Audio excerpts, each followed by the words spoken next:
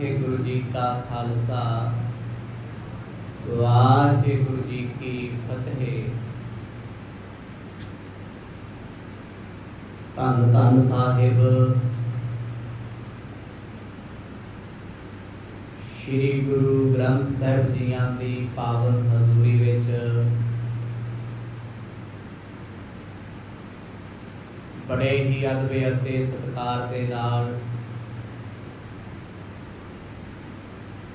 शाम के दीवाना विच जुड़ बैठ करके जीवन दियां घड़ियां नूं आप जी सफलियां बना रहे हो। सुभागा समा सतगुरां दी कृपा नाल मिलिया।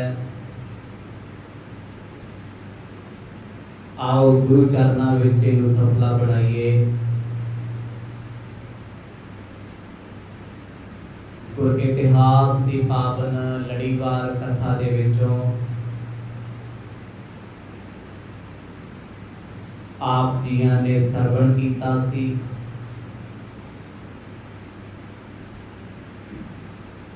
जिस वेले राक्षस देवलूत दा वजीर अरदास करके गुरु नानक साहब जियां दे पास पहुंचे है,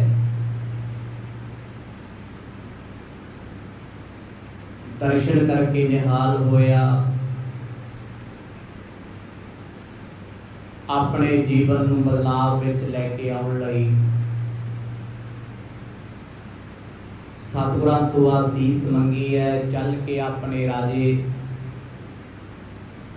देवलूत नूं आखण लग्या, ओ मनुख नहीं होते महापुरख हन। राजन मेरी गल मनो, गुरु धारण करके अपना जीवन सफला बना लो कि रब वर्गे। राक्षसां दा राजा आखण लग्या कि मनुख मेरे शिकार हन। मैं अपने शिकार नूं अपना रब अपना खसम किवें मान लवां।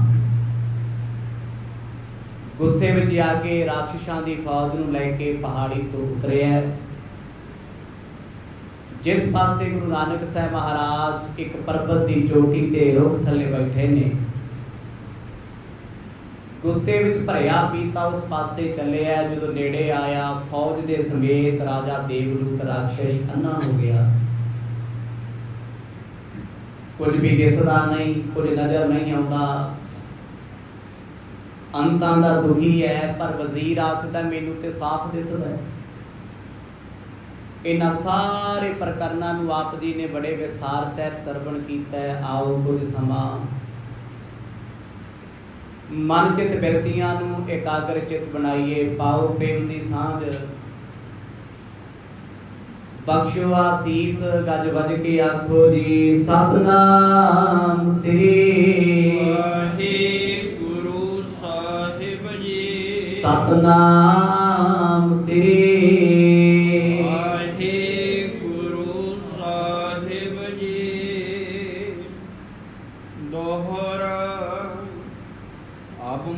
दर्शन दीजे। शरण शरण हो आओ, हर शरदा सेवा करो। सदा जपो तिन नाम। दीन दुनिया के मालक सतगुरु जी एक वीरान टापू ते बैठे ने।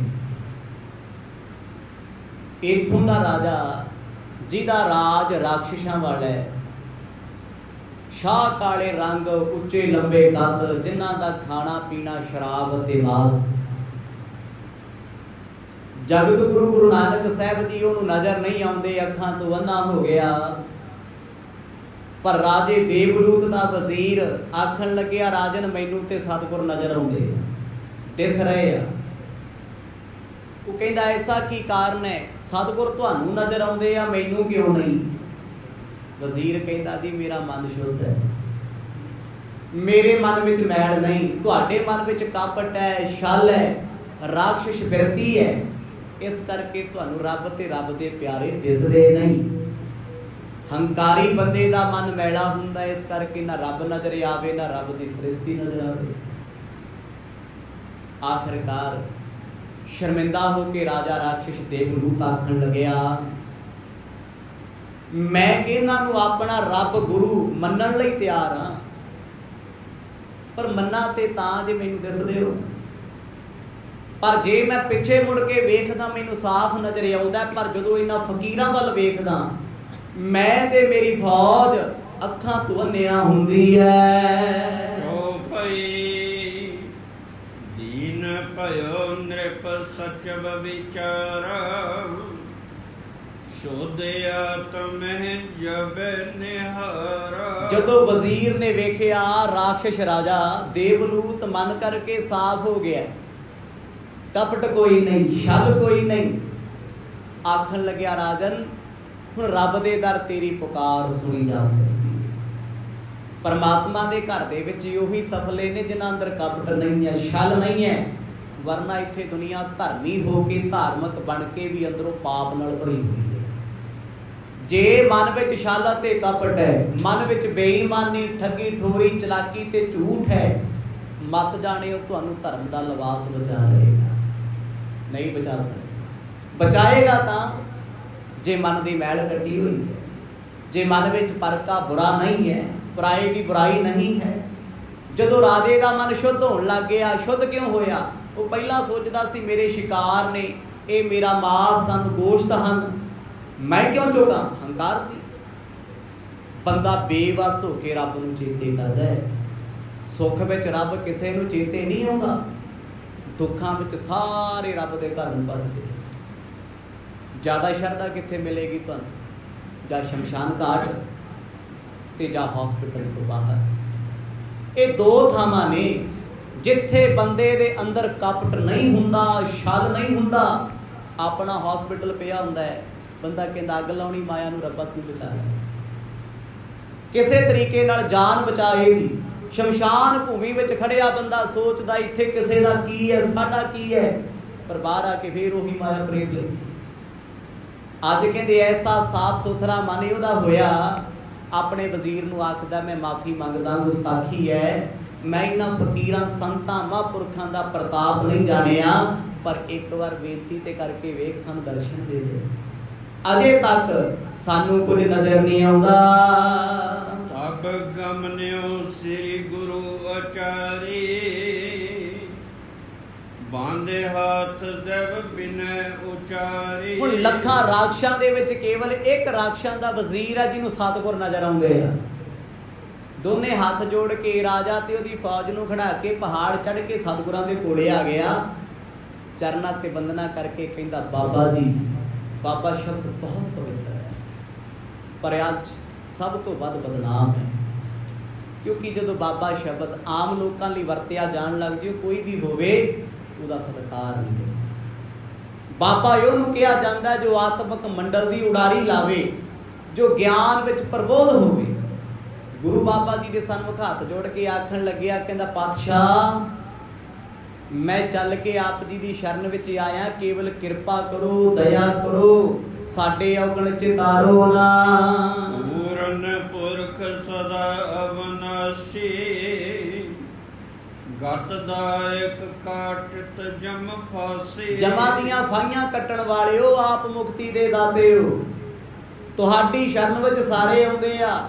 ਗੁਰੂ ਨਾਨਕ ਦੇ ਦਰ ਤੇ ਕੌਣ ਨਹੀਂ ਆਉਂਦਾ?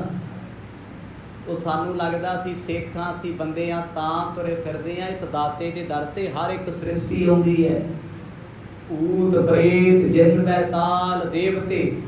ਸਤਿਗੁਰ ਸਾਰਿਆਂ ਦੇ ਸਾਂਝੇ ਰਹਿਬਰ ਨੇ, ਇਕੱਲੇ ਮਨੁੱਖਾਂ ਦੇ ਨਹੀਂ। ਹਰ ਕੋਈ ਉਸ ਪਰਮਾਤਮਾ ਨੂੰ ਮੱਥਾ ਟੇਕਦਾ, ਭਾਵੇਂ ਕੋਈ ਪਸ਼ੂ ਪਕਸ਼ੀ ਪਰਿੰਦਾ ਹੋਵੇ, ਉਹ ਕਿਸੇ ਰੂਪ ਵਿੱਚ ਵੀ ਆਵੇ।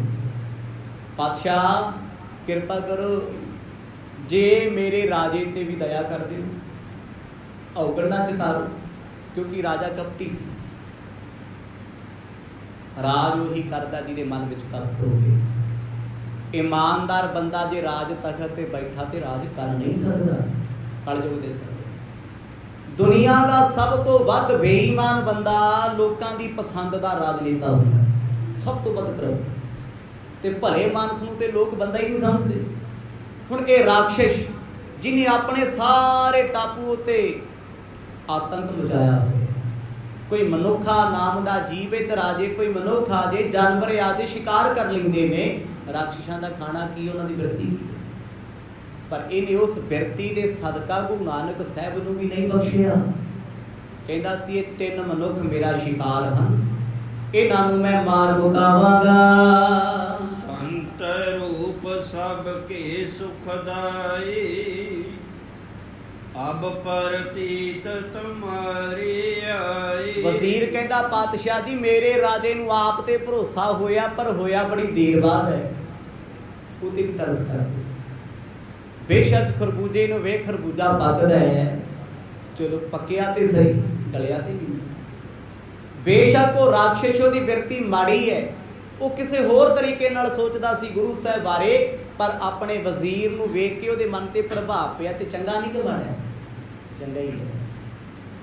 ਉਹ ਤਰਲੇ ਕਰਕੇ ਕਹਿੰਦਾ ਮਹਾਰਾਜ ਇਹਨਾਂ ਦੇ ਪਿਛਲੇ ਔਗਣ ਨਾ ਚਿਤਾਰੋ, ਇਹਨਾਂ ਬੜੇ ਪਾਪ ਕੀਤੇ ਨੇ। ਇਨ ਪਰ ਮਿਹਰ ਦ੍ਰਿਸ਼ਟ ਨਿਜ ਕੀਜੈ, ਪ੍ਰਗਟ ਭੂਪ ਕੋ ਦਰਸ਼ਨ ਦੀਜੈ। ਗੁਰੂ ਬਾਬਾ ਜੀ ਆਖਣ ਲੱਗੇ ਉਸ ਮੰਤਰੀ ਨੂੰ, ਕਹਿੰਦੇ ਸੱਜਣਾ ਕੀ ਮੰਗਦਾ, ਫਿਰ ਦੱਸ ਕੀ ਚਾਹੀਦਾ ਤੈਨੂੰ, ਕਿਉਂਕਿ ਇਹਦੇ ਮਨ 'ਚ ਛਲ ਨਹੀਂ ਹੈ, ਕਪਟ ਨਹੀਂ ਹੈ। ਕਹਿੰਦਾ ਮਹਾਰਾਜ ਰਾਜ ਭਾਗ ਜਗ ਦੇ ਪਦਾਰਥ ਨਹੀਂ ਚਾਹੀਦੇ, ਕਿਰਪਾ ਕਰਕੇ ਮੇਰੇ ਰਾਜੇ ਨੂੰ ਤੇ ਰਾਜੇ ਦੀ ਫੌਜ ਨੂੰ ਆਪਣੇ ਸੋਹਣੇ ਦੀਦਾਰ ਬਖਸ਼ ਦਿਓ। ਆਖੋ ਸਤਨਾਮ। ਹੋਰ ਨਹੀਂ ਕੁਝ ਚਾਹੀਦਾ। ਕੋਈ ਅੱਖਾਂ ਤੋਂ ਅੰਨੇ ਹੋਏ ਪਏ, ਪਿੱਛੇ ਵੇਖਦੇ ਸਭ ਕੁਝ ਦਿਸਦਾ, ਸਾਹਮਣੇ ਆਉਂਦੇ ਨੇ ਕੁਝ ਨਜ਼ਰ ਨਹੀਂ ਆਉਂਦਾ। ਸੁਣੀਆ ਕਪਟ ਸਚਵ ਕੀ ਬਾਣੀ, ਬਿਨ ਦੇਖ ਬੋਲੇ ਗੁਣ ਖਾਨੇ। ਸਤਿਗੁਰਾਂ ਨੇ ਵੇਖਿਆ ਵਜ਼ੀਰ ਦੇ ਮਨ ਵਿੱਚ ਕੋਈ ਕਪਟ ਨਹੀਂ, ਕੋਈ ਛਲ ਨਹੀਂ, ਕੋਈ ਬੇਈਮਾਨਾ ਨਹੀਂ, ਤੇ ਰਾਜਾ ਵੀ ਸੱਚਮੁੱਚ ਹੀ ਅੰਦਰੋਂ ਝੁਕ ਕੇ ਕਹਿੰਦਾ ਏ ਮੈਨੂੰ ਦਰਸ਼ਨ ਕਰਾ ਦਿਓ। ਰੌਲਾ ਤੇ ਮੰਨਦਾ ਹੈ, ਧਰਮ ਕਾਦੇ ਲਈ, ਦਿਖਾਵੇ ਲਈ ਥੋੜਾ ਹੈ। ਧਰਮ ਬਣਿਆ ਏ ਮਨ ਨੂੰ ਸਮਝਾਉਣ ਲਈ, ਮਨ ਨੂੰ ਚੰਗੇ ਰਾਹ ਪਾਉਣ ਲਈ, ਪਰ ਮਨ ਨੇ ਧਰਮ ਹੀ ਲਾ ਲਿਆ ਲੋਕਾਂ ਨੂੰ ਲੁੱਟਣ ਲਈ। ਆਖੋ ਸਤਿਨਾਮ। ਮਨ ਨੇ ਧਰਮ ਦੇ ਤੌਰ ਤਰੀਕੇ ਬਦਲਤੇ। ਅੱਜ ਫਲਾਣਾ ਦੇ ਨਾ ਕੱਪੜੇ ਪਾ ਲਓ, ਅੱਜ ਫਲਾਣਾ ਦੇ ਨਾਲ ਆਹ ਵਰਤ ਰੱਖ ਲਓ, ਅੱਜ ਆਹ ਚੀਜ਼ ਖਾ ਲਓ, ਆਹ ਚੀਜ਼ ਛੱਡ ਦਿਓ, ਰੱਬ ਮਿਲੂਗਾ ਨਹੀਂ। ਇਹ ਪਖੰਡ ਹੈ। ਸਿਰਫ ਇਹਨਾਂ ਪਖੰਡਾਂ ਦੇ ਨਾਲ ਕਿਸੇ ਦਾ ਘਰ ਭਰ ਸਕਦਾ ਤੇ ਕਿਸੇ ਦਾ ਖਾਲੀ ਹੁੰਦਾ ਹੈ। ਰੱਬ ਦੇ ਘਰ ਤੇ ਕੋਈ ਵਲ ਛਲ ਫਰੇਬ ਨਹੀਂ ਹੈ। ਸਿੱਧੀ ਜੀ ਗੱਲ ਵੀ ਤੂੰ ਆਪਾ ਵੇਚ ਕੇ ਆ ਜਾ, ਤੂੰ ਮੇਰਾ ਤੇ ਮੈਂ ਤੇਰਾ। ਗੁਰੂ ਨਾਨਕ ਸਾਹਿਬ ਮਹਾਰਾਜ ਨੇ ਵੇਖਿਆ ਵੀ ਰਾਜੇ ਅੰਦਰ ਕਪਟ ਖਤਮ ਹੋ ਗਿਆ। ਗੁਰੂ ਪਾਤਸ਼ਾਹ ਕਹਿੰਦੇ ਭਾਵੇਂ ਉਹ ਬਖਸ਼ਣ ਯੋਗ ਨਹੀਂ ਹਨ, ਇਹਨਾਂ ਦੇ ਪਾਪ ਬੜੇ ਨੇ, ਪਰ ਵਜ਼ੀਰਾ ਤੂੰ ਵਿਚੋਲਾ ਬਣ ਕੇ ਆਇਆ, ਤੇਰੀ ਲਾਜ ਰੱਖਦੇ ਆ। ਭੂਪਤ ਲੋਚਨ ਖੋਲੋ ਨੀਕੇ, ਦੇਖੋ ਹਮ ਦਿਸ਼ ਆਹੈ ਨਜੀਕੇ। ਗੁਰੂ ਨਾਨਕ ਸਾਹਿਬ ਮਹਾਰਾਜ ਕਹਿੰਦੇ ਵਜ਼ੀਰਾ ਫਿਰ ਆਵਾਜ਼ ਮਾਰ ਕੇ ਆਖ ਵੀ ਅੱਖਾਂ ਬੰਦ ਕਰਕੇ ਖੋਲ ਕੇ ਸਾਡੀ ਤਰਫ ਚੱਲ ਪਓ। ਦੀਨ ਦੁਨੀਆ ਦੇ ਮਾਲਕ ਤੇ ਦਿਲਾਂ ਦੀਆਂ ਜਾਣਦੇ ਨੇ, ਮਨ ਦੀਆਂ ਜਾਣਦੇ ਨੇ। ਵਜ਼ੀਰ ਨੇ ਆਵਾਜ਼ ਦਿੱਤੀ ਆਪਣੇ ਰਾਜੇ ਦੇਵਲੂਤ ਨੂੰ, ਰਾਖਸ਼ਾਂ ਦੇ ਸਮੇਤ ਆਖਿਆ ਉਹੀ ਅੱਗੇ ਆਇਓ ਜੋ ਮਨ ਨੀਵਾਂ ਕਰਕੇ ਆਉਣਗੇ, ਕਿਉਂਕਿ ਮਨ ਦੇ ਕਪਟੀ ਨੂੰ ਕੁਝ ਨਜ਼ਰ ਨਹੀਂ ਆਉਣਾ, ਬਲਰ ਹੋ ਜਾਣਗੇ, ਅੰਨੇ ਹੋ ਜਾਣਗੇ। ਜਦੋਂ ਕਹਿੰਦੇ ਮੰਤਰੀ ਨੇ ਆਵਾਜ਼ ਮਾਰੀ ਨਾ, ਬੜੀ ਸ਼ਰਧਾ ਦੇ ਨਾਲ ਰਾਖਸ਼ ਨੇ ਅੱਖਾਂ ਬੰਦ ਕੀਤੀਆਂ, ਤੇ ਜਦੋਂ ਖੋਲੀਆਂ ਅੱਖਾਂ ਦੇ ਸਾਹਮਣੇ ਉਹ ਮਹਾਂਪੁਰਖ ਬੈਠੇ ਨੇ, ਭਾਈ ਬਾਲਾ ਜੀ, ਭਾਈ ਮਰਦਾਨਾ ਜੀ, ਜਗਤ ਗੁਰੂ ਗੁਰੂ ਨਾਨਕ ਸਾਹਿਬ ਪਾਤਸ਼ਾਹ। ਸਤਿਗੁਰਾਂ ਦੇ ਦੀਦਾਰ ਕਰਕੇ ਮਨ ਨਿਹਾਲ ਹੋ ਗਿਆ। ਨੀ ਕਾਨ ਮਹਿ ਜਬ ਗੁਰੂ ਮਾਨੀ, ਖੁੱਲ ਗਏ ਲੋਚਨ ਭਾਤਮ ਹਾਨੀ। ਜਦੋਂ ਸਤਿਗੁਰਾਂ ਨੇ ਆਵਾਜ਼ ਮਾਰੀ ਆਓ ਰਾਜਨ, ਕਹਿੰਦੇ ਗੁਰੂ ਸਾਹਿਬ ਦੇ ਬਚਨਾਂ ਨੇ ਐਸੀ ਕਿਰਪਾ ਕੀਤੀ, ਮਾਨੋ ਰਾਜੇ ਦੇ ਪੈਰਾਂ ਨੂੰ ਬੇੜੀਆਂ ਪਈਆਂ ਸੀ, ਖੁੱਲ ਗਈਆਂ, ਤੁਰਿਆ ਨਹੀਂ ਸੀ ਜਾਂਦਾ ਉਸ ਪਾਸੇ। ਬੜੇ ਚਾਅ ਨਾਲ, ਖੁਸ਼ੀ ਨਾਲ ਭੱਜ ਕੇ ਪਹਾੜੀ ਚੜ੍ਹਿਆ, ਜਿਸ ਪਹਾੜ ਤੇ ਮੇਰੇ ਪਾਤਸ਼ਾਹ ਬੈਠੇ ਆ। ਕਹਿੰਦੇ ਬਾਕੀ ਰਾਖਸ਼ ਜਿਹੜੇ ਰੌਲਾ ਪਾਉਂਦੇ ਆਉਂਦੇ ਸੀ, ਹਾਹਾਕਾਰ ਜਿੰਨਾ ਮਚਾਈ ਸੀ, ਬੜੀ ਸ਼ਰਧਾ ਦੇ ਨਾਲ, ਬੜੀ ਭਾਵਨਾ ਦੇ ਮਨ ਨੀਵਾਂ ਕਰਕੇ ਗੁਰੂ ਸਾਹਿਬ ਦੀ ਤਰਫ ਚੱਲ ਪਏ। ਅਮਲ ਬਦਨ ਕੋ ਜਬ ਹੀ ਦੇਖਾ, ਪਰ ਉਚਰਨ ਕਰ ਪ੍ਰੇਮ ਬਸਿਖਾ। ਰਾਖਸ਼ਾਂ ਦਾ ਰਾਜਾ ਦੇਵਲੂਤ ਗੁਰੂ ਨਾਨਕ ਸਾਹਿਬ ਦੇ ਦਰਸ਼ਨ ਕਰਕੇ ਚਰਨਾਂ ਤੇ ਆ ਕੇ ਲੰਮਾ ਹੀ ਪੈ ਗਿਆ। ਇਹ ਰਾਖਸ਼ ਝੂਠੇ ਨਹੀਂ ਸੀ। ਰਾਖਸ਼ ਹੰਕਾਰੀ ਪ੍ਰਸ਼ਨ ਕਹਿੰਦੇ, ਰਾਵਣ ਵਰਗੇ ਹੋਏ, ਹਰਨਾਕਸ਼ ਵਰਗੇ ਹੋਏ, ਜਿਨ੍ਹਾਂ ਨੂੰ ਜ਼ਿੰਦਗੀ ਵਿੱਚ ਝੁਕਣਾ ਨਹੀਂ ਸੀ ਆਉਂਦਾ, ਟੁੱਟ ਜਾਣਗੇ, ਝੁਕਦੇ ਨਹੀਂ। ਦੇਵਤਾ ਕਿਹਨੂੰ ਕਹਿੰਦੇ ਆ? ਜੋ ਹਰ ਗੱਲ ਵਿੱਚ ਨਿਮਦਾ ਹੋਵੇ, ਝੁਕਦਾ ਹੋਵੇ, ਨਿਰਵਾਣਤਾ ਹੋਵੇ। ਇਹ ਰਾਖਸ਼ ਜੋ ਅੱਜ ਤੱਕ ਕਿਸੇ ਅੱਗੇ ਝੁਕਿਆ ਨਹੀਂ, ਗੁਰੂ ਨਾਨਕ ਸਾਹਿਬ ਜੀ ਦੇ ਸਨਮੁਖ ਚਰਨ ਫੜ ਕੇ, ਸਿਰ ਰੱਖ ਕੇ ਡੰਡਾਉਤ ਕਰਦਾ ਏ। ਲਖ ਕਰ ਕਲਾ ਵਿਸਾਲ ਮਹੀਪਾ, ਬਿਨੈ ਬਖਾਨੀ ਬੈਠ ਸਮੀਪਾ। ਸਤਿਗੁਰ ਕਹਿੰਦੇ ਬੈਠੋ, ਸਾਹਮਣੇ ਬਹਿ ਕੇ ਚੌਂਕੜਾ ਲਾ ਕੇ। ਸਾਰਾ ਪਹਾੜ ਭਰ ਗਿਆ, ਦੂਰ ਦੂਰ ਤੱਕ ਰਾਖਸ਼ ਅੱਜ ਬੰਦੇ ਬਣੀ ਬੈਠੇ ਆ, ਭਗਤ ਬਣ ਕੇ ਬੈਠੇ ਆ। ਸਤਿਗੁਰ ਕਹਿੰਦੇ ਦੱਸੋ ਭਾਈ ਕਿਵੇਂ ਆਏ? ਕਹਿੰਦਾ ਬਾਬਾ ਜੀ ਬਖਸ਼ ਲਓ, ਔਗਣ ਬੜੇ ਆ, ਗੁਨਾਹ ਬੜੇ ਆ, ਪਰ ਮੰਨ ਗਏ ਆ ਵੀ ਤੁਸੀਂ ਕਰਾਮਾਤੀ ਹੋ, ਪਰਮਾਤਮਾ ਹੋ। ਕਿਉਂਕਿ ਰਾਖਸ਼ ਤੇ ਨਾਸਤਕ ਰੱਬ ਨੂੰ ਨਹੀਂ ਮੰਨਦੇ। ਉਹ ਕਹਿੰਦੇ ਰੱਬ ਹੁੰਦਾ ਹੀ ਨਹੀਂ, ਪਰ ਅੱਜ ਉਹ ਰਾਖਸ਼ ਆਪ ਮੰਨਦੇ ਆ। ਕਹਿੰਦੇ ਪਾਤਸ਼ਾਹ ਅੱਗੇ ਰੱਬ ਨੂੰ ਨਹੀਂ ਸੀ ਮੰਨਿਆ, ਅੱਜ ਰੱਬ ਵੇਖ ਲਿਆ, ਅੱਜ ਵੇਖ ਲਿਆ, ਕਰਾਮਾਤ ਵੇਖ ਲਈ ਹੈ ਤੁਹਾਡੀ। ਗੁਰੂ ਬਾਬਾ ਜੀ ਕਹਿੰਦੇ ਤਰਸ ਕਰਨਾ ਸਿੱਖ ਲਓ। ਹੁਣ ਰਾਖਸ਼ ਕਾਹਦਾ ਜਿਹਨੂੰ ਤਰਸ ਆ ਜੇ? ਉਹ ਕਸਾਈ ਕਾਹਦਾ ਜਿਹਦੇ ਅੰਦਰ ਰਹਿਮ ਆ ਜੇ? ਬਦ ਰਹਿਮ ਬੰਦਾ ਹੀ ਤੇ ਰਾਖਸ਼ ਹੈ। ਜੋ ਬੱਚਿਆਂ ਨੂੰ ਕੱਟ ਵੱਢ ਦੇ ਜਲਾਦ ਬਣ ਕੇ, ਉਹ ਰਾਖਸ਼ ਨਹੀਂ ਤੇ ਹੋਰ ਕੀ। ਗੁਰੂ ਨਾਨਕ ਪਾਤਸ਼ਾਹ ਕਹਿੰਦੇ ਕੁਝ ਮੰਗਣਾ ਚਾਹੁੰਦੇ ਹੋ? ਅੱਖਾਂ ਭਰਿਆ। ਕਹਿੰਦੇ ਸਾਹਿਬਾ ਲੱਖਾਂ ਸਾਲ ਹੋ ਗਏ ਸਾਨੂੰ ਭਟਕਦੇ ਆ, ਇਹਨਾਂ ਜੰਗਲਾਂ ਦੇ ਵਿੱਚ ਆਪਣੇ ਘਰ ਬਣਾ ਕੇ, ਆਪਣਾ ਰਾਜ ਕਾਇਮ ਕਰਕੇ ਹਉਮੈ ਚ ਤੁਰੇ ਫਿਰਦੇ ਆ। ਪਤਾ ਨਹੀਂ ਕਿੰਨੇ ਜਨਮ ਟੇਢੀਆਂ ਜੂਨਾਂ ਦੇ ਪ੍ਰਾਪਤੀ ਹੋਈ, ਪਰ ਕਦੇ ਰੱਬ ਪ੍ਰਾਪਤ ਹੋਇਆ ਨਾ। ਕਰੀ ਅਵਗਿਆ ਰਾਵਰ ਜੋ, ਕਿਰਪਾ ਧਾਰ ਬਖਸ਼ੋ ਤੁਮ ਸੋ। ਇੱਕੋ ਹੀ ਮੰਗ ਮੰਗਣੀ ਚਾਹੁੰਦੇ ਆ, ਸਤਿਗੁਰੂ ਜੀ ਅਸੀਂ ਤੁਹਾਡੀ ਪਛਾਣ ਨਹੀਂ ਕਰ ਸਕੇ, ਆਪ ਜੀ ਦੀ ਅਵਗਿਆ ਕੀਤੀ ਹੈ, ਤੁਹਾਡਾ ਨਿਰਾਦਰ ਕੀਤਾ ਸੀ ਤੇ ਤੁਹਾਨੂੰ ਸ਼ਿਕਾਰ ਬਣਾ ਕੇ ਆ ਗਏ ਸੀ ਇੱਧਰ। ਜੇ ਕੁਝ ਦੇਣਾ ਚਾਹੁੰਦੇ ਹੋ ਇਹ ਰਹਿਮ ਦੇ ਦਿਓ, ਸਾਡਾ ਗੁਨਾਹ ਬਖਸ਼ ਲਓ। ਆਖੋ ਸਤਿਨਾਮ ਬਖਸ਼ ਲਓ।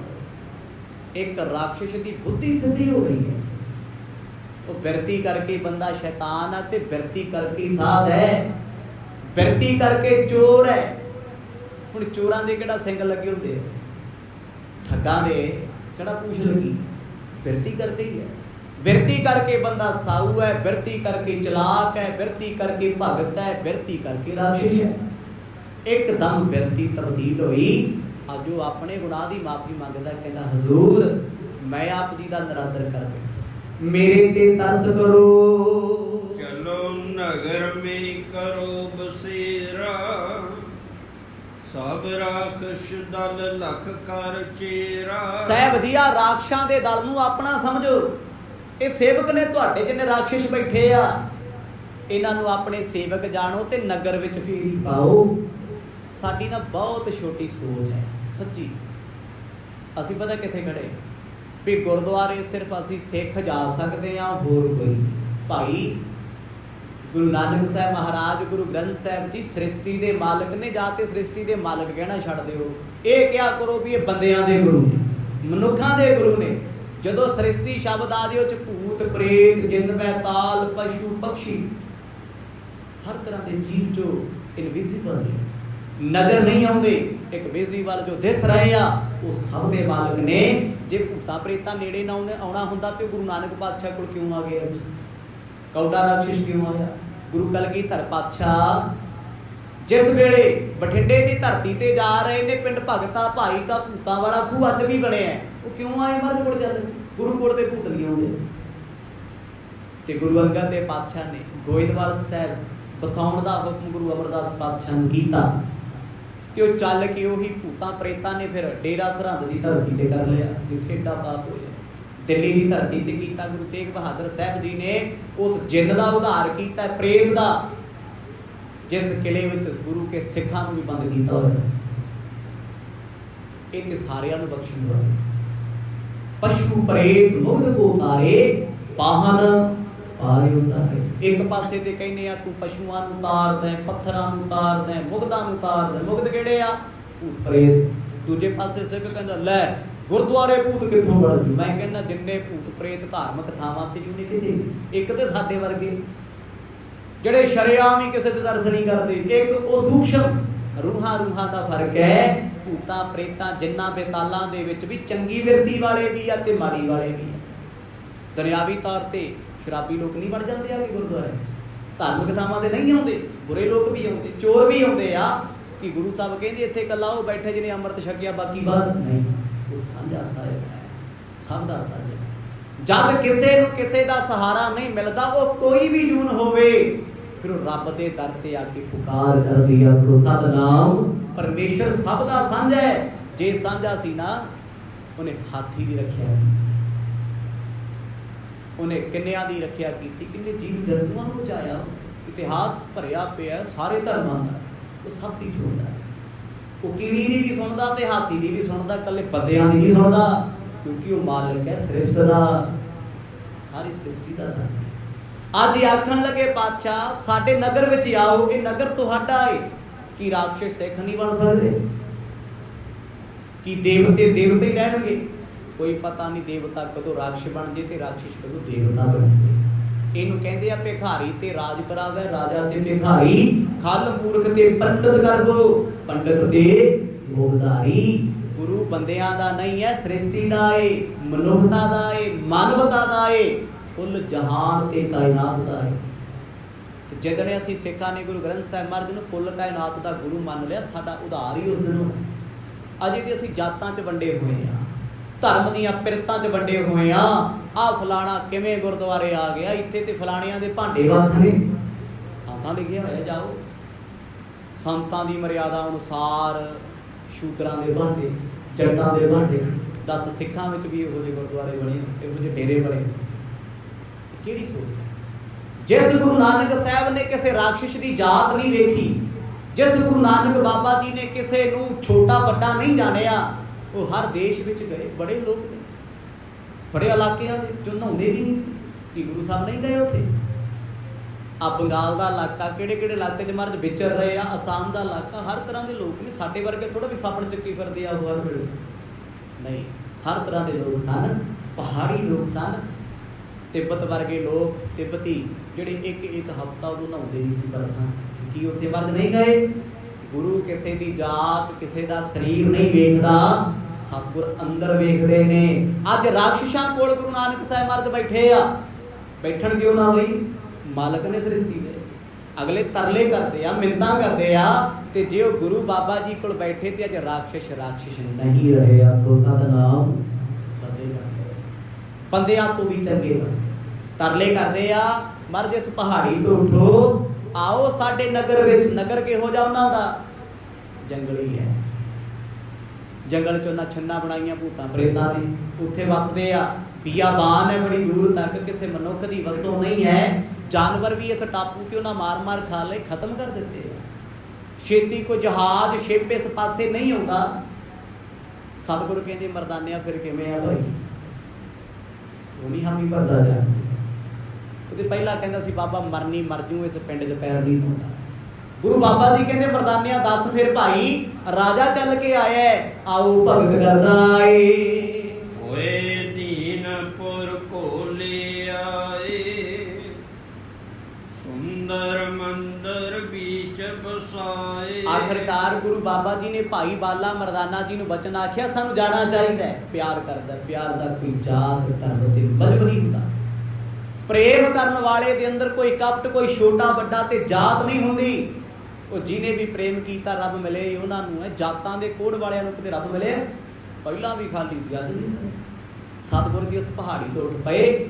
ਰਾਖਸ਼ਾਂ ਦਾ ਰਾਜਾ ਹੱਥ ਜੋੜ ਕੇ, ਉਹੀ ਰਾਖਸ਼ ਫੌਜਾਂ ਜਿਹੜੀਆਂ ਕਹਿੰਦੇ ਸੀ ਇਹ 3 ਮਨੁੱਖ ਆ ਕੇ ਭੋਜਨ ਬਣਾਵਾਂਗੇ, ਇਹਨਾਂ ਦੀਆਂ ਆਂਤੜੀਆਂ ਨਿਚੋੜ ਕੇ ਖਾਵਾਂਗੇ, ਕਿਉਂਕਿ ਰਾਖਸ਼ਾਂ ਦਾ ਖਾਣਾ ਹੈ। ਬੜੇ ਪ੍ਰੇਮ ਨਾਲ ਸਤਿਗੁਰਾਂ ਨੂੰ ਲੈ ਕੇ ਆਪਣੇ ਮਹਿਲਾਂ ਵਿੱਚ ਆਏ। ਮਰਦ ਕਹਿੰਦੇ ਤੁਹਾਡੇ ਤੇ ਮਹਿਲ ਬੜੇ ਸੋਹਣੇ ਆ, ਕਾਹਦੇ ਬਣਾਏ ਹੋਏ ਆ? ਕੱਖਾਂ ਕਾਨਿਆਂ ਦੀਆਂ ਕੋਠੀਆਂ। ਰਾਜਾ ਤੇ ਰਾਜਾ ਹੀ ਹੈ ਜੀ, ਹਰ ਸ੍ਰਿਸ਼ਟੀ ਵਿੱਚ ਰਾਜਾ ਏ। ਮਧੂ ਮੱਖੀਆਂ ਦਾ ਇੱਕ ਛੱਤਾ ਲੈ ਲਓ, ਉਹਦੇ ਵਿੱਚ ਵੀ ਕਰਾਣੀ ਹੈ। ਤੁਸੀਂ ਕੀ ਸੋਚਦੇ ਵੀ ਇਕੱਲੇ ਸਾਡੇ ਮਨੁੱਖਾਂ 'ਚ ਹੀ ਰਾਜੇ? ਕੀੜੀਆਂ 'ਚ ਚਲੇ ਜਾਓ, ਛੋਟੀਆਂ ਛੋਟੀਆਂ। ਜਿਹੜੀ ਰਾਣੀ ਕੀੜੀ ਹੈ ਨਾ, ਉਹਨੂੰ ਸਪੋਰਟ ਕਰਨ ਵਾਸਤੇ ਕਿੱਡੀ ਵੱਡੀ ਹੈਲਪਲਾਈਨ ਬਣਾਈ ਹੋਈ, ਲੰਬੀ ਕਤਾਰ ਤੁਰੀ ਜਾਂਦੀ ਹੈ। ਮੁੱਕਦੀ ਕਿੱਥੇ ਹੈ? जब तक उन्होंने राणी नहीं सेफ पहुँचती उदों तक वो लाइन चलती रही। कभी पढ़ो तो सही ना चीज़ा का पशुओं में राजे आ शेर जंगल का राजा उत्थे कौन वोटां पा के आया कि डेमोक्रेसी होंगी जंगल राजा हैगा ना हाथियों के विच ऐरावत हाथी वर्गे राजे आ ये राज भाग हौमे कल्ले मनुखों में नहीं देवतियां में भी सी राक्षसां में भी सी पशु पंछियां में भी है। आ तुसी गलियां च कुत्ते वेखदे हो किन्ने भौंकदे इन्हां च भी कोई ना कोई इन्हां दा लीडर होंदा है सरदार होंदा है जिन्हें अपना एरिया बनाया होंदा ते वो किसी नूं छेती आउण नहीं दिंदा आप चुप रहिंदा बाकी भौंकदे रहंदे सारे पशुआं च चले जाओ जीवां च चले जाओ मछलियां च चले जाओ किहदा जिक्र करां सप्पां विच चले जाओ सब दे विच राज भाग है। गुरु नानक साहब महाराज नूं महलां च लै आए कहते धरती ते उन्हां पत्ते विछाते आप तो इदां ही बहिंदे आ राक्षस सतगुर कहते वेख मरदानिया किन्ना सोहना महल किन्ने प्यारे ने गल महलां दी नहीं गरीब कोई अंतां दा होवे विछाउण नूं चादर ना होवे पर दिल विच इज्जत प्रेम होवे कोई ओहदियां अखां 'च तुहाडे लई सत्कार होवे सुक्के छोले भी ओहदे घर बदामां वर्गे ने अमीर दे घर चले जाओ इज्जत ना होवे सत्कार ना होवे सोहणे महंगे सवा लाख दे सोफियां ते बह के भी उत्थे कोई अपना दिसदा ही नहीं। आखो सतनाम कादियां गल ते प्रेम दी है। जदों मर्द बैठे ना राक्षसां दा राजा सतगुरां दे सामने लगया माफियां मंगदा ते कहंदा महाराज कोई बड़ा कर्म है अज आप दी साडे वेड़े आए हो सेवा करन लगे मन पाई बार बार बंधन सिर नाई बार बार मत्थे टेकदे आ सतगुरां दी सेवा करदे आ कोई जल लेके आउंदा कोई कुछ लेके आउंदा कोई पहाड़ चुक लिया कोई पत्थर लिया किन्ने दरख्त पटदे कोल भी साफ सफाई करदी भावना ना शरधा ये नहीं है भी शरधा एक धार्मिक बंदे अंदर ही होंदी शरधा किसे विच भी आ सकती है। बड़े बड़े पापी पुण्य करते थे कमाउंदे वेखे धुर की बाणी विच भगतां दी बाणी चो भगत सदना कौन ने जी कदे पढ़े उन्हां बारे उन्होंने सारी जिंदगी ना बकरे वड्डे आ कसाई की दुकान सी हुण कसाई रब नूं मन्नूगा जी तुहाडे लई बकरा तुहाडे लई मुर्गा हो सकदा है वो कहंदा मेरे लई मांस दी रोटी आ मेरे बच्चियां दा खाना है मैं ढिड भरदा इहदे नाल पैसे कमा एक दिन वो सदने कसाई नूं भी तरस आ गया अंदरों जिन्हें कदे किसी ते तरस नहीं कीता ते ऐसा भगत बनिया वो गुरु नानक दा रूप हो गया। तो सतनाम हरनाक्ष वर्गियां दा जीवन कौटे राक्षस वर्गियां दा बदल गल ते एक प्रेम दी है प्रेम जिंदगी बदल दिंदा है। गुरु नानक साहब दे सन्मुखे राजा जिहदा राज राक्षसां दे उत्ते है देवतियां तो वध निमरता विच हथ जोड़ी खड़े आ कहंदे महाराज हुक्म करो आप जी नूं की छकाइए। दोहरा श्री गुर चरण खगेश सम जाए शरण तिन कोए जग बंधन अहराज से मुक्त तिन ते सोए। महाकवि भाई संतोख सिंह जी अगले प्रसंग की आरंभता करते आखते हैं कि गुरु के चरण गरड़ वर्गे ने उड़ारी मारन वाला गरड़ पंछियां का राजा कहते जेड़ा इन्हां दी शरण विच आ गया ना फिर सप्पां दा जहर काम नहीं करता सप्पां दे जहरां ते अगे गारू मंत्र पढ़े जाते विष खत्म हो जाता जो गुरु की शरण विच आया ना वे उत्थे ते गुरु ने राक्षस पशुआं नूं प्रेतां नूं मनुख बनाता देवते बनाता ये सुभाव है। बड़े बड़े लोग तुसीं वेखे होने जिहड़े 24 घंटे शराब नाल रजे रहिंदे सी ते अज वो कित्थे ने अज वो गुरु घर सवेर तो लैके शाम तक भांडे मांजदे सेवा करते लोकी कहंदे कमाल आ यार ये बंदा सारा दिन शराब डपदा सी ये तां गुरुद्वारे नूं गालां कढदा सी सेवा किवें करन लग गया किरपा हो गई नज़र सवलड़ी रब दी हो गई ना।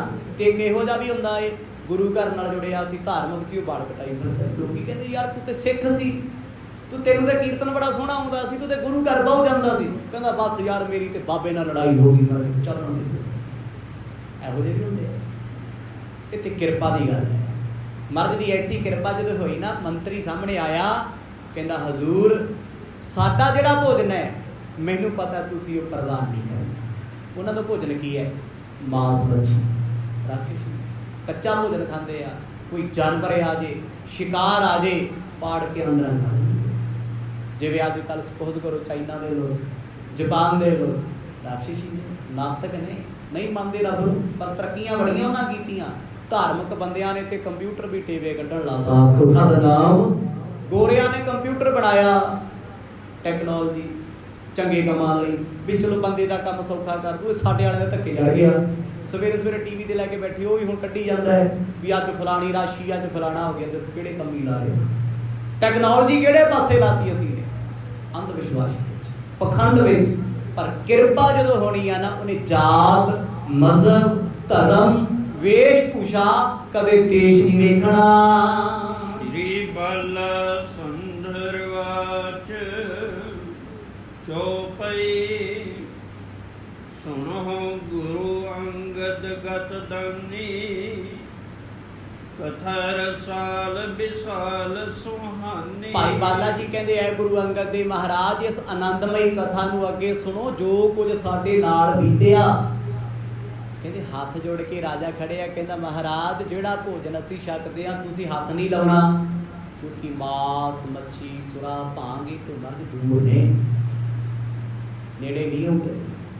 ਬਾਣੀ ਲਿਖਦੀ ਹੈ ਨਾ, ਭਾਂਗ, ਮਛਲੀ, ਸੁਰਾ, ਪਾਨ ਜੋ ਜੋ ਪ੍ਰਾਨੀ ਖਾਹੇ, ਤੀਰਥ ਵਰਤ ਨੇਮ ਤੇ ਕੀਏ ਸਭੇ ਰਸਾਤਲ ਜਾਏ। ਰਸਾਤਲ ਦਾ ਅਰਥ ਹੁੰਦਾ ਹੈ ਕੁੰਭੀ ਨਰਕ। ਕਹਿੰਦੇ ਭਾਂਗ ਮਾਸ ਖਾਣ ਵਾਲਾ, ਮੱਛੀ ਖਾਣ ਵਾਲਾ, ਸ਼ਰਾਬ ਪੀਣ ਵਾਲਾ, ਜਿੰਨੇ ਇਹ ਲੋਕ ਨੇ, ਕਹਿੰਦੇ ਇਹਨਾਂ ਦੇ ਕੀਤੇ ਕਰਮ, ਧਰਮ, ਜਪ, ਤਪ, ਵਿਦ, ਸਭ ਕੁਝ ਜੋ ਕੁਝ ਹੈ, ਕਹਿੰਦੇ ਨਰਕਾਂ 'ਚ ਹੀ ਜਾਣਾ ਹੈ।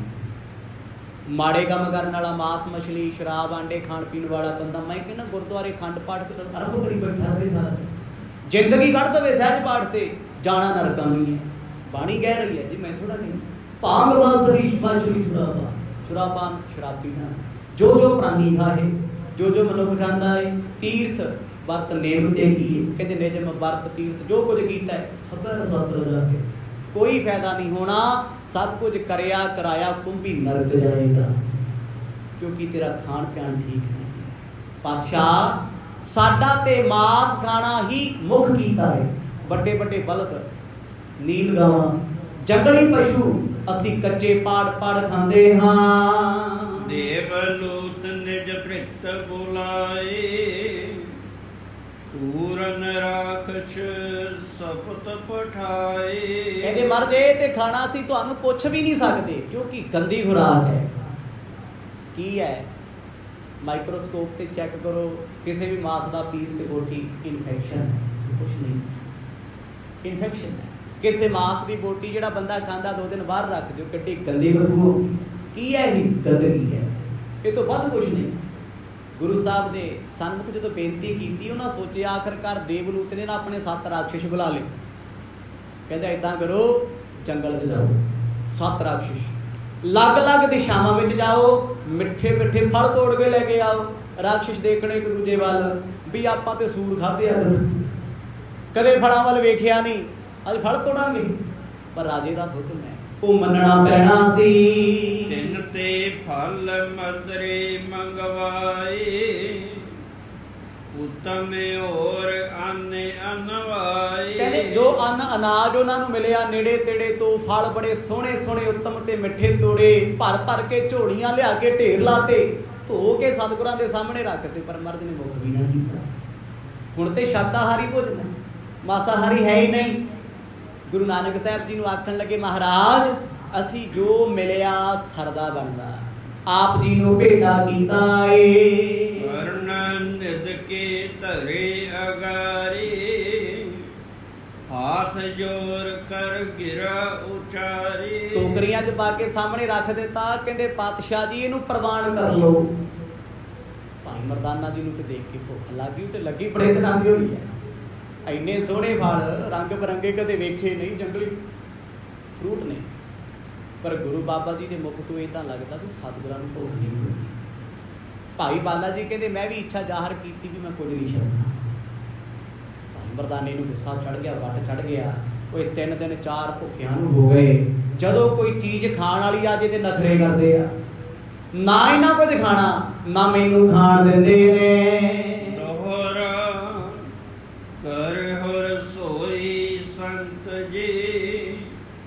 ਭੋਜਨ ਅਚਿਹ ਬਣਾਏ ਸ਼ਰਦਾ ਪੂਰਨ ਕੀਜੀਏ ਸੁਣ ਸ੍ਰੀ ਗੁਰੂ ਆਲਾਏ। ਜਦੋਂ ਮੰਤਰੀ ਦੇ ਸਮੇਤ ਰਾਖਸ਼ਾਂ ਦੇ ਰਾਜੇ ਦੇਵਲੂਤ ਨੇ ਹੱਥ ਜੋੜ ਕੇ ਆਖਿਆ ਸੰਤ ਜੀ ਰਸੋਈ ਤਿਆਰ ਹੈ, ਭੋਜਨ ਤਿਆਰ ਹੈ, ਭੋਗ ਲਾ ਲਓ, ਤੇ ਗੁਰੂ ਬਾਬਾ ਜੀ ਨੇ ਇਹਨਾਂ ਦਾ ਬਚਨ ਕੱਟ ਕੇ ਇੱਕ ਬਚਨ ਆਖਿਆ ਉਸ ਸਤਿਗੁਰੂ ਕਹਿੰਦੇ ਦੇਵਲੂਤ ਬੈਠ ਜਾ।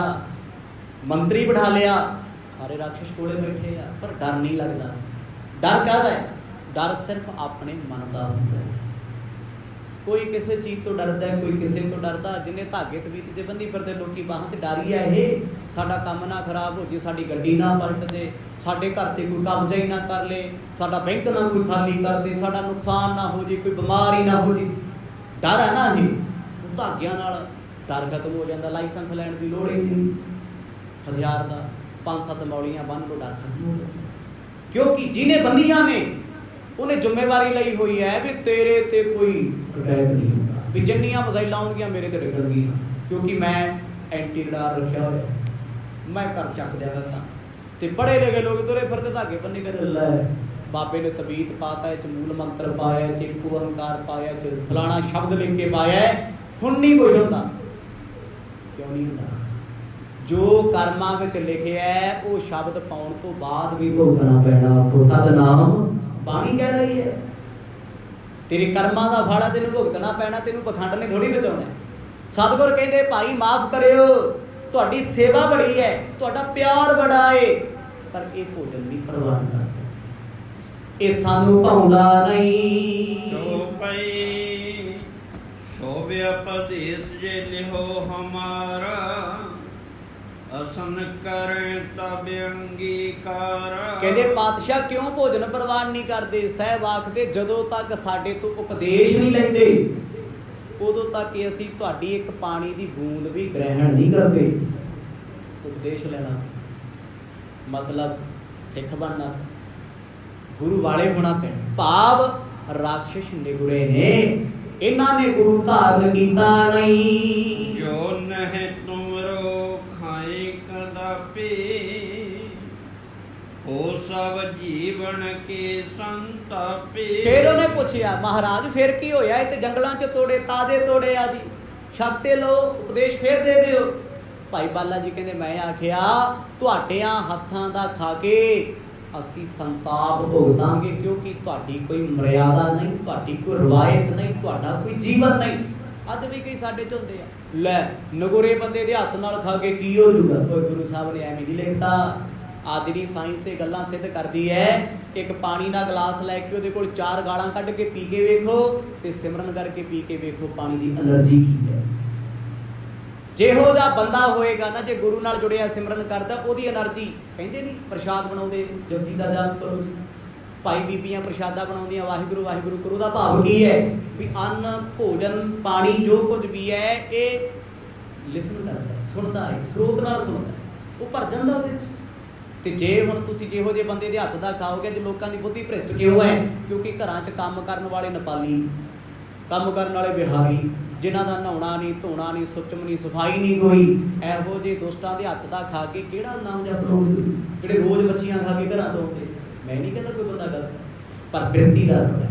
ਜੇ ਅੰਮ੍ਰਿਤਧਾਰੀ ਬੰਦਾ ਉਹਨਾਂ ਨਾਸਤਕਾਂ ਦੇ ਹੱਥ ਦਾ ਭੋਜਨ ਖਾਊਗਾ, ਉਹ ਕਿਹੜਾ ਰੱਬ ਮਨਾ ਲਊਗਾ? ਕਿਉਂਕਿ ਉਹਨੇ ਉੱਠਣਾ ਹੀ ਨਹੀਂ, ਉਹ ਤੇ ਆਲਸ ਪਈ ਰਹਿਣੀ, ਦਲਿੱਦਰ ਪਿਆ ਰਹਿਣਾ ਏ। ਕਿਉਂਕਿ ਜਿਹੋ ਜਿਹਾ ਖਾਏਗਾ ਉਹੋ ਜਿਹਾ ਭੋਗੇਗਾ। ਮਨ ਤੇ ਅਸਰ ਹੈ। ਜਿੱਤ ਪਹਿਦੇ ਤਨ ਪੀੜੀ ਹੈ, ਜਿੱਤ ਖਾਦੇ ਤਨ ਪੀੜੀ ਹੈ। ਬਾਣੀ ਲਿਖਦੀ ਹੈ ਨਾ ਵੀ ਖਾਣ ਤੇ ਪਹਿਨਣ ਦਾ ਅਸਰ ਹੈ।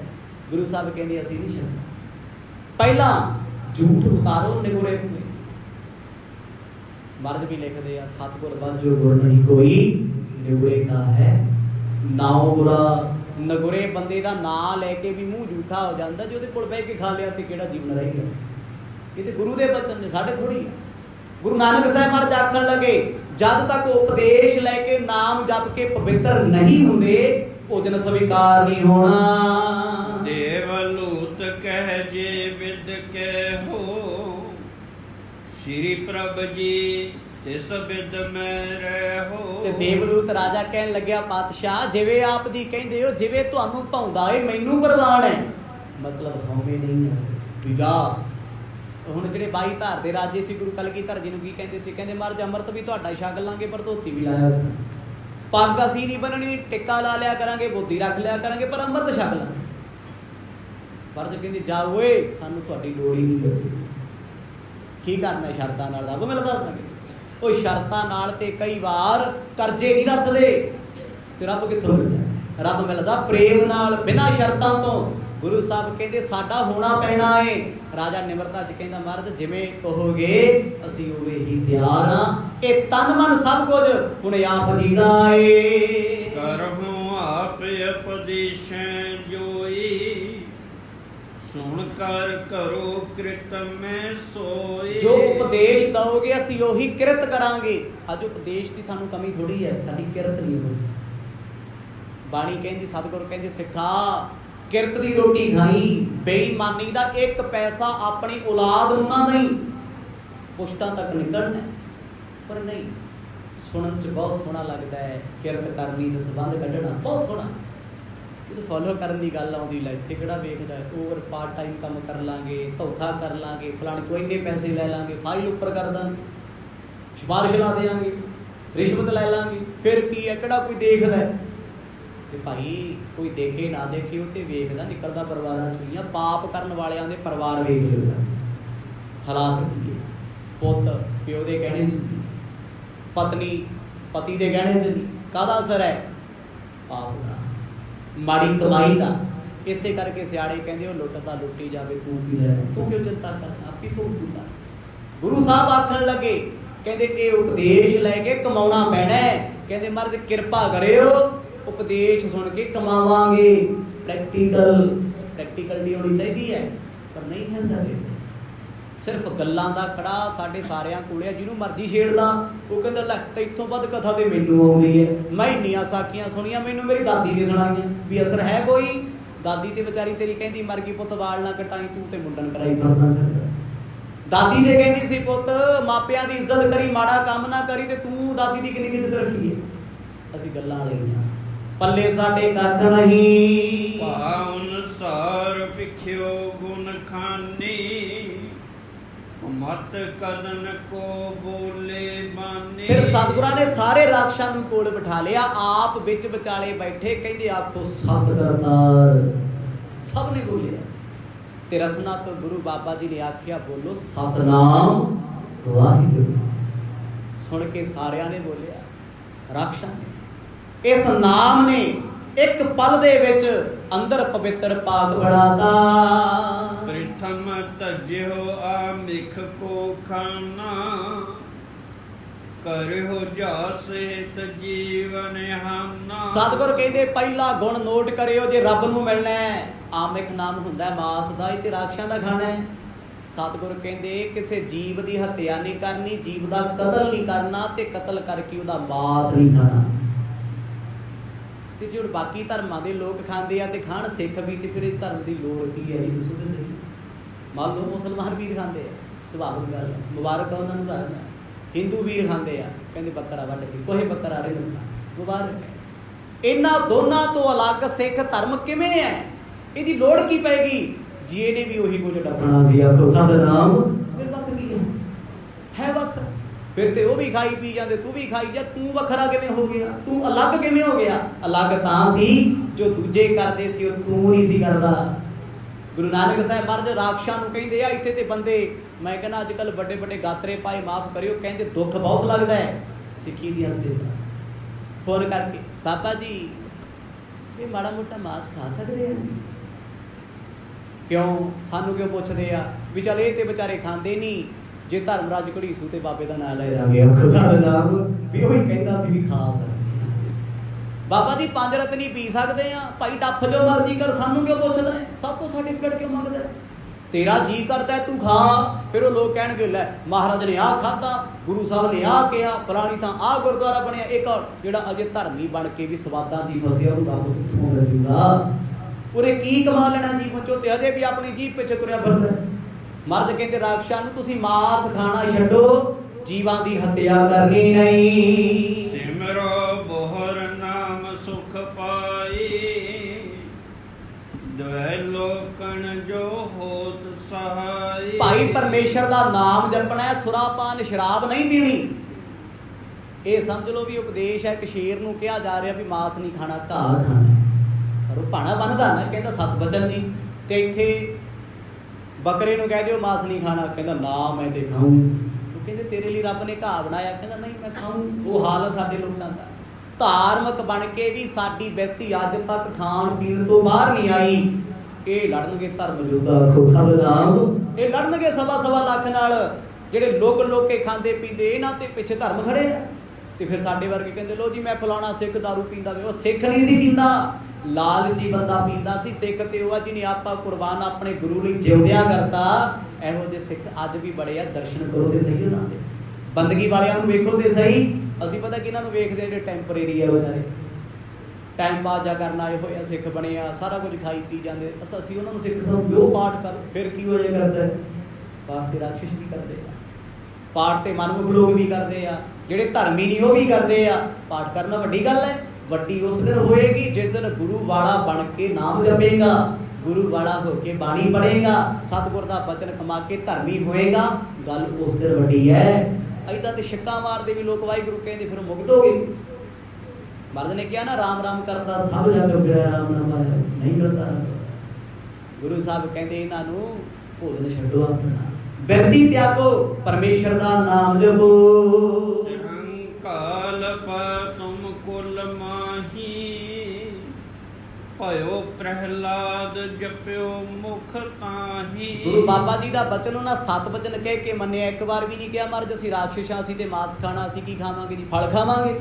ਮਹਾਰਾਜ ਕਹਿੰਦੇ ਭਾਵੇਂ ਪੱਤੇ ਤੇ ਫਲ ਖਾ ਕੇ ਗੁਜ਼ਾਰਾ ਕਰਿਓ, ਪਰ ਜੀਵਾਂ ਦੀ ਹੱਤਿਆ ਨਹੀਂ ਕਰਨੀ, ਤਰਸ ਕਰਨਾ ਹੈ।